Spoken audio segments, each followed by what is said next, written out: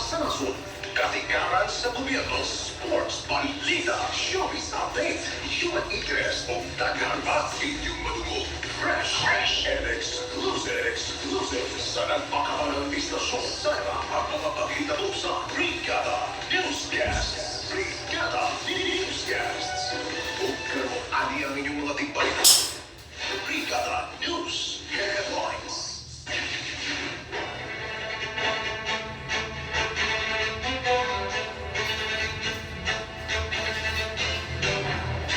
Ito mga headlines sa atong mga balita, 980 milyon na kantidad sa pinalusot nga sigarilyo na sakmit sa Mandawi. Sa Balita Regional, ASF Monitoring Team gibugna sa mga lugar na napektuhan sa ASF sa Negros Island. Sa international news, Mita nagpagawa ng mas higpit nga safety features sa edad 13 ngadto sa 17 anyos. Sa Balita Sports, Gilas Pilipinas, failed day sa New Zealand sa Window 3 sa 2027 FIBA World Cup Asian Qualifiers. Sa showbiz news, Bini bagong tourism ambassador sa Pilipinas.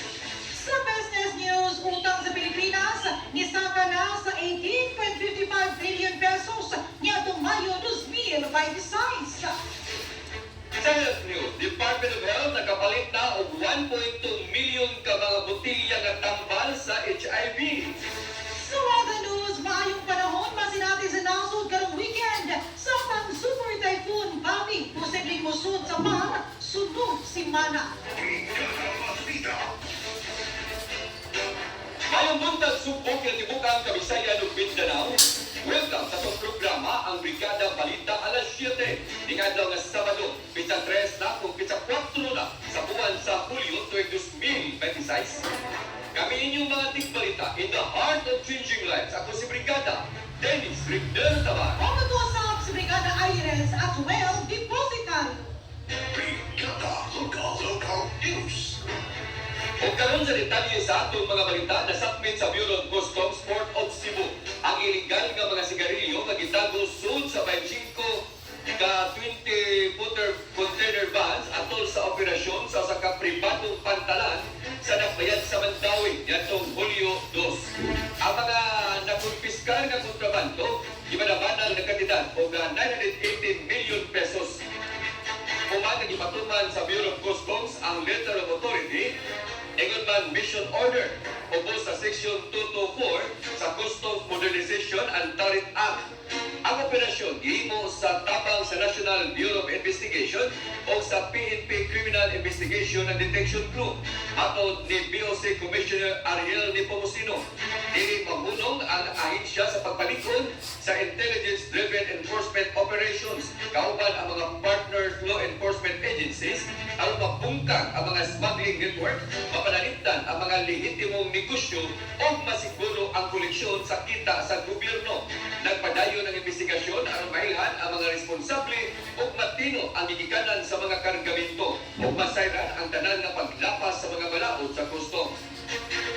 Ang maong aksyon na makapalikong usab sa pagpatuman sa balaod, nakapananlipod sa ekonomiya o ilitimo nga mga negosyo o makatabang sa pagsiguro na ang kita na angay makuha sa gobyerno dili mawad-an tungod sa illegal nga patigayon.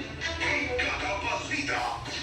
Sa dunang balita lokal, gi-aprobahan sa Cebu City Council kagahapon ang usa ka resolusyon nga formal nga misubak sa plano sa Department of Transportation nga unahon ng Cebu Bus Rapid Transit Segment sa South Road Properties ug nagmandong ipatuman una ang orihinal nga ruta nga Bulacau ngadto na sa Talamban. Ang paulangkang nga gipamuluan ni Vice Mayor Tomas Susmeña atong sa special session nagtikuha sa paguna sa transportasyon sa mga residential nga komunidad kaysa commercial nga distrito sa SRP. Gimugatan ni Susmeña nga ang paguna sa SRP nagpakya sa katuyuan sa proyekto nga pag-alagad sa daghang mga lumulupyo. Samtang nagipasabot ni CBRT Project Manager Norvin Imbok ng SRP. Mas daling mabuhat aron maapas ang loan closing deadline sa World Bank karong Setyembre bisan pa sa pagklaro nung nagiwagtang ang original na ruta.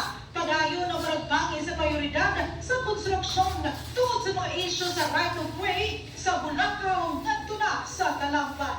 Brigada Balita. Samtang sa laing nga balita Samtang lokal na singkot sa otoridad sa Central Visayas ang duha ka mga wanted sa Republic of Korea. Atong sa duha ka mga nalambigit nga warrant operations nga gipahigayon sa barangay Marigundon, Dakbayan sa Lapu-Lapu, niadtong Hulyo 2. Pinaagi sa koordinasyon sa Police Regional Office kung PRO7, ingon man sa Bureau of Immigration, uban pa ng mga law enforcement units. Ang mga nadakpan, gilan na sila si alias Nam o Bae. Sina o sa ka-subject sa Interpol Red Notice, nga dunay summary deportation order.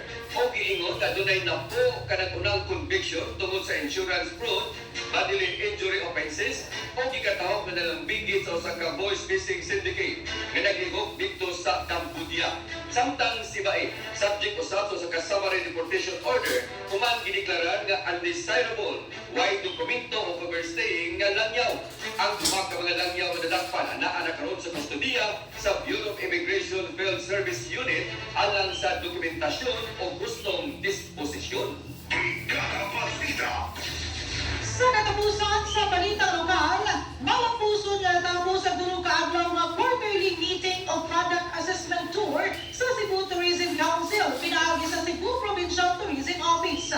Ang panatikong ang gihimo niya itong Hulyo 1 hangtod na sa Hulyo 3. Naghiusa sa mga miyembro sa lain-laing komite sa turismo ang mapalakbo ang paggobyerno o pagpuswag-usab sa mga destinasyon sa Tibok Probinsya. Gitutukan nato sa meeting ang posibleng paglakip sa Provincial Tourism Online Booking System sa mga nagunang destinasyon sa turismo, mga atraksyon, mga negosyo sa turismo, o mga inisyatiba sa turismo. Nagsilbi sa kini nga usa ka strategic platform ang susihon ang mga nahimo sa konseho alang sa unang katunga sa 2026 paghanay sa mga prioridad alang sa musunod nga mga buwan, mga gisugyot nga programa o proyekto alang sa 2027 ug pagpalikod sa estruktura o organisasyon sa konseho. Siksik sa mga panong balita.